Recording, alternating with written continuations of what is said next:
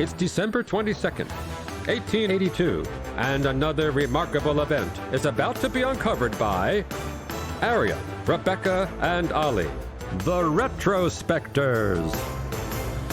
The tradition of bringing trees into our homes at Christmas and festooning them with candles and then setting those candles on fire must have long seemed ripe for a bit of health and safety reconsideration. And so it was on this day in 1882 when Edward Johnson, the vice president of the Edison Electric Light Company, proudly unveiled the first ever string of electric lights for a Christmas tree. Yes, and thank you for giving us his business card designation there, Arion. He was vice president of the Edison Electric Light Company. But I think more accurately, he could be said to be Edison's showman. Like, that's what he did. Edison presented himself as the serious scientist who discovered lots of things to do with electricity. Johnson was like his ringmaster. Gather ye round, look at this. Yeah. In 1877, after Edison invented the phonograph, Johnson took the machine on tour, which I guess would be a bit like watching a DJ set now, which I'm always very underwhelmed by because they're just playing records. But then I suppose it would have been very exciting. And that was his thing. So, like, he came up with a promotional idea. Edison had strung a few lights together in 1880 during the Christmas season and hung them outside his lab in Menlo Park, New Jersey. But how can I make this into an event? How can I excite the general public? Yeah, and Johnson was kind of cognizant of the fact that the public were starting to expect a little bit more from their light displays. I mean, it was only a few years since Edison had actually invented the light bulb, but 2 years before... Old news. Yeah, well, exactly. One now. You can see the shift, because in 1880, so just 2 years before the Christmas light display, a New York Times reporter had gone to Edison's Menlo Park HQ and described basically the majesty of having electric lights there. There was electric lighting to light the way from the train station to the factory. And I mean, the reporter felt it necessary to mention that the electric lights shone steadily and without the least painful glare. So like, people were bamboozled by the sight of a light. But already 2 years later, Johnson was recognizing the fact that people now needed to see something else. But when you read the description of the tree, it does actually sound very cool, because not only did it have different coloured light bulbs that lit up at different times. They were like red, white and blue. Red, white and blue, the showman, is what I'm saying. But it was also on an electrically operated crank, which meant it revolved as well, which is like... Our Christmas trees still don't revolve. Right. But don't you think that was him not quite backing himself in the invention he'd just come up with? He was like, what else can I make it do? And it revolves. No, don't go away. Yeah. Wait till you see what else it does. It's funny reading that description, actually, which came from the Detroit Post and Tribune. It took a couple of years before the New York Times was interested in this, even though it was in New York. But W.A. Crawford, the writer for the Detroit Post and Tribune, said... It was brilliantly lighted, with 80 lights in all, encased in these dainty glass eggs. It's interesting, isn't it? You've never seen a Christmas light before. How do you describe it? Dainty glass egg. And about equally divided between white, red and blue. One can hardly imagine anything prettier. And then he described... each as large as an English walnut. The bigness of walnuts again being used as a measuring metric, much as it was for Thomas Harriot when he first described a potato. Yeah, weird. But, you know, you would actually have to big them up quite a lot with fairly florid descriptions if you wanted to get anyone to buy them, because they weren't cheap. In 1900, a good, 8 years later, if you wanted to buy a 16-bulb string of Christmas lights... In red, white and blue. In red, with white a rotating tree panel, please. Well, I don't know if... I can't speak for what the price of that all would have come to, but apparently it would have been $12 for your bog standard 16-bulb string, which would have been $350 in today's money, or about £260. So, that's a lot of money to spend on an ornament that you're just going to, have on your Christmas decorations. That's a lot of money to spend on a gaudy trinket to entertain juvenile brains. The prices of electricity at the time were economically out of reach to the masses. This was the same year that Edison had opened his first commercial power station in New York, and it supplied a handful of uber-wealthy New Yorkers like J.P. Morgan with what we would consider a comparatively small amount of electricity at astronomical prices. But there's another reason that a lot of people would have just preferred to read about electric Christmas lights rather than have them, and that was that electricity was still relatively new, and it was widely feared as dangerous and unpredictable, which, to be fair, it was in comparison to electricity supplies today. Well, yeah, but not in comparison to candles. Lighting your tree on fire. That's right. So that's the thing. So people were sceptical about electricity. They thought dangerous vapours would seep through their homes, through the lights and the wires. Although, in fairness, you would need a professional wireman to install anything, so they didn't know how electricity worked. A professional wireman. That is what I think you might still need a professional wireman.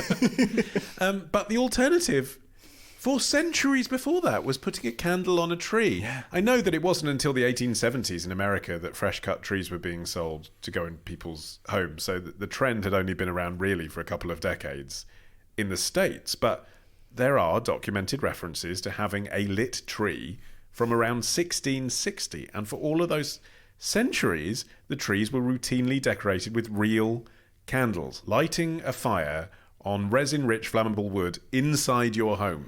And there still is an appeal to having candles on a tree. You know, if you go to someone's house and they put candles on and light them, it still does have a sort of ye olde romance that you can imagine that at the time when electricity felt like a threat in and of itself, that it would have felt nice to still have that sort of a traditional element in your home. Have you actually seen that then? Yeah. Oh, yeah. My godparents do like proper candles on the tree, and it's really nice. Yeah. How it's do they lovely. clip them on? With clips that do sag a little bit, and so you have to sort of put them in. There's a tension between putting them into the bits of the branch that will support them, and not and catching clearing the space fire above them. Yeah, so that they don't sort of light a fire. But I suppose because you're just lighting them for a very short period to sort of all marvel at them and maybe sing a song or two. Right.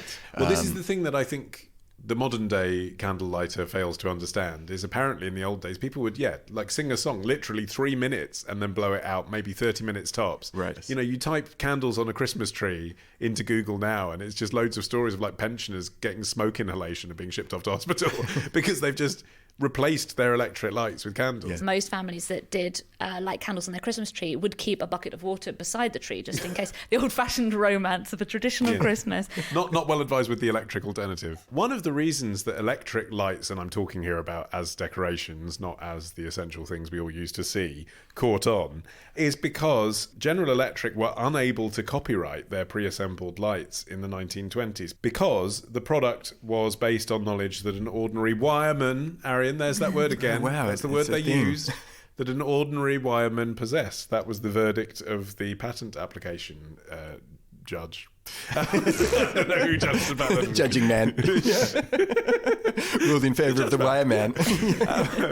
That was their verdict. So General Electric couldn't copyright it, so anyone could make electric lights, which meant they were much more popular because they were cheaper because there was competition. And then they became so cheap like we have now that actually they got repurposed, the same invention as Halloween lights in orange and Valentine's lights in red.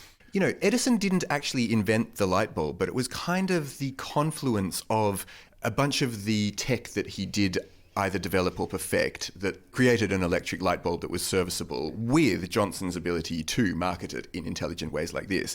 But when you think about some of the things that like Edison was doing that didn't work, apparently he also patented an early version of Tupperware. Electric Tupperware? Not electric, he just I was didn't know that. a Wow. guy with heaps of ideas and he threw them out there and had That's thousands so of interesting, patents. isn't it? Like no one's interested in what Edison did that wasn't electric. No, are they? quite, yeah. Like, I'd written a great waltz. Don't care, mate. Electric. That's your thing. But he was also working on this thing that some people called the spirit phone, sort of towards the end of his life, when he got interested in the idea of being able to contact the dead. And so he thought he had invented this device that was able to pick up some sort of frequency that was tapping into some sort of spiritual realm. Wow. In the end, it really wasn't, but he had these sort of like some loony ideas as well as his good ones. That's fascinating, isn't it, for a scientist and a technologist? Like, you'd think on some level he'd know that he was lying to himself. Yeah. This was around the time, I guess, though, when spiritualism was like really, really hot. This is and true. a lot of people thought as well that science had progressed so far that we were like just a hair's breadth away from contacting the other world. Yeah. One of the other cool things that he invented, which would have been useful had he actually managed to get in touch with the spirit world, was saying hello on the telephone. Apparently, prior to that, people used to use phrases like, "Do I get you?" or "Are you there?" But he came up with the idea of saying hello, which was more I'm not convenient. accepting this. I'm sorry, I'm not having this. Apparently, people say hello. Thomas Edison did not invent because that. he hello was popularised like... No. It was one hello is what you say when you see someone. No, it wasn't though. really wasn't. Because What hello... are you talking about? Because hello is an expression of surprise. Like when you say, I was about to say, they say hello. Who's Yes. this? And actually, Yeah.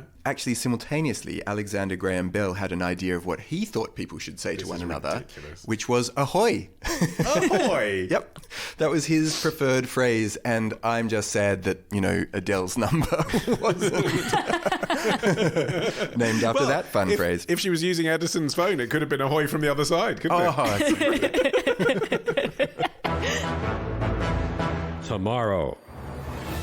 the admittedly small amount of blobby blowback that I got. Ditch the ads and get a Sunday episode when you join Club Retrospectors. Subscribe now on Apple Podcasts, part of the Acast Creator Network.